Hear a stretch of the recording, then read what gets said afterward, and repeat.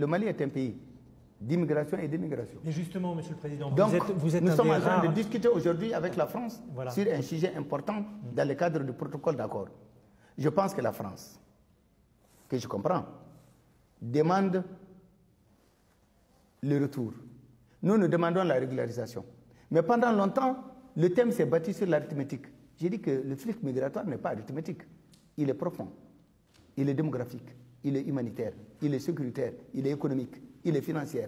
Donc je pense, quelqu'un a dit, le Mali refuse. J'ai dit non, nous ne refusons pas. La France défend ses intérêts, nous défendons le nôtre.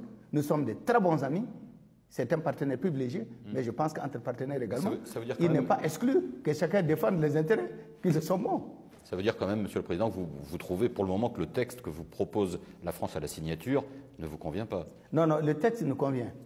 Mais c'est la partie de la reconduction ne nous convient pas.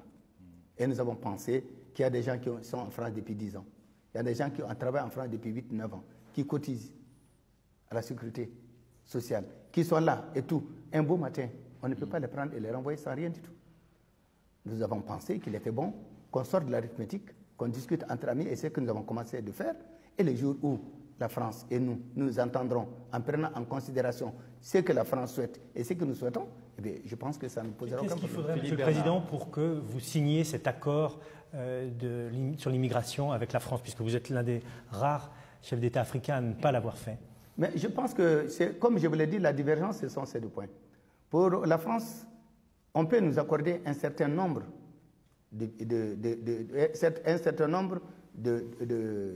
Régularisation. Et un certain nombre de régularisations. Mais le nombre, je crois que ça doit être 1500 ou 1300. Et lorsque nous comptons, il y a combien de Maliens en France? Et il y a d'autres également qui sont là et qui ont travaillé depuis des années. Mais nous avons dit quelque chose à la France, est clair, et nous l'avons répété aux Maliens. Nous n'accepterons pas, nous ne nous engagerons pas, et nous ne soutiendrons jamais l'immigration clandestine. Mais est-ce que vous avez fixé un seuil de régularisation? Vous parlez de 1500, vous dites, à vous comprendre, c'est beaucoup trop peu. Quel serait un chiffre acceptable pour vous?